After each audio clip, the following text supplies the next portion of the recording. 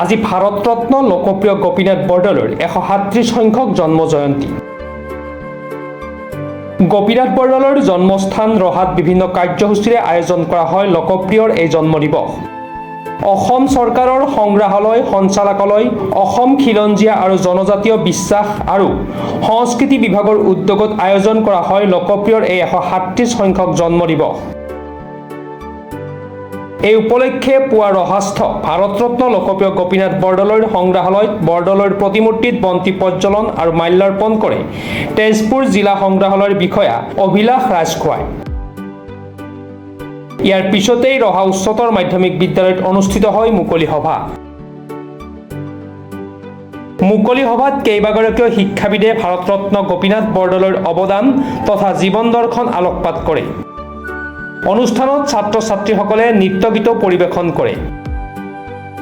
আৰম্ভপূৰ্ণ অনুষ্ঠানটোত সংগ্ৰহালয় সঞ্চালকালয় ৰাসায়ন বিভাগৰ বিষয়া অন্তৰীপ তালুকদাৰ, তেজপুৰ সংগ্ৰহালয়ৰ অভিলাষ ৰাজখোৱাৰ লগতে ৰহাৰ গণ্যমান্য ব্যক্তিৰ উপৰিও ছাত্ৰ ছাত্ৰী উপস্থিত থাকে।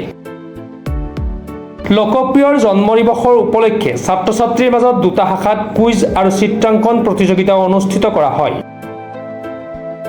উল্লেখ্য যে লোকপ্ৰিয়ৰ জন্মস্থানত স্থাপন কৰা সংগ্ৰহালয়ত পূৰ্বতে গোপীনাথ বৰদলৈৰ বহু আপুৰুগীয়া সম্পদ সংৰক্ষণ কৰা হৈছিল যদিও নিৰাপত্তাজনিত কাৰণ দহাই বহু সম্পদ ৰহাৰ পৰা লৈ যোৱা হ'ল।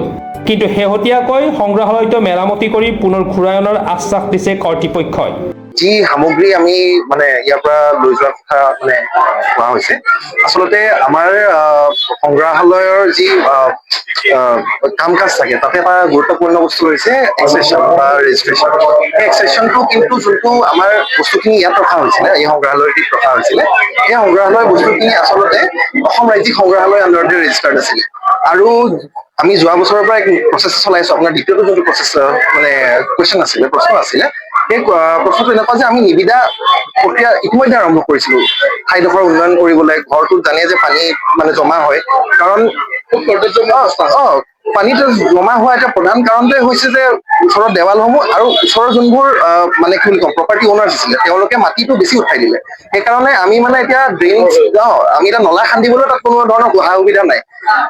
আমি বৰগোপপানী বিভাগ আৰু তাৰ লগতে ডাইৰেক্টৰেট অফ আৰ্কিঅলজি আমি তিনি সঞ্চালকালয়ে মিলি আমি গোটেই বস্তুটোৰ জৰীপ কৰিছিলো। আৰু জৰীপত আমি এটা কথা দেখিলো যে ঘৰটোৰ যদি উচ্চতাটো আমি অলপমান বঢ়াই দিব পাৰো তেতিয়া হয়তো এই সমস্যাৰ সমাধান হ'ব পাৰে।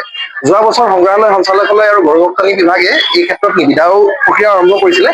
কিন্তু যিহেতু এই নিবিদাৰ এগেইনষ্টত আমি কোনো ধৰণৰ কি বুলি ক'ম বিদ নাহিলে, সেই বিদ নাহাৰ বাবে এই বস্তুটো অলপমান পলম হ'ল। কিন্তু এই বৰ্ষত আমি আকৌ সেই নিবিদা প্ৰক্ৰিয়া আকৌ আৰম্ভ কৰিম আৰু আশা কৰিছো এইবাৰ এই কামটি হৈ উঠিব, কাৰণ এই গৃহটো যোনটো এটা হেৰিটেজ বিল্ডিং, এই হেৰিটেজ বিল্ডিংটো প্ৰিজাৰ্ভ কৰা আমাৰ লক্ষ্য হয়। ৰহাৰ পৰা জিন্তু দাসৰ ৰিপৰ্ট, প্ৰাতঃ টাইম ডিজিটেল। শদিয়াৰ পৰা ধুবুৰীলৈ, বৰাকৰ পৰা ব্ৰহ্মপুত্ৰলৈ সকলোৰে মাজত চিনাকি এটা নাম প্ৰাতঃ টাইম। থলুৱা ভাষা, কৃষ্টি আৰু সত্য বাতৰিৰ আধাৰত প্ৰতিষ্ঠিত খবৰ প্ৰাতঃ টাইমৰ প্ৰতিটো বা বাতৰি পুংখানুপুংখভাৱে চাবলৈ Facebook, YouTube, website, Twitter, Instagram আৰু ব্লগাৰ পেজত লাইক আৰু ফ'ল' কৰক।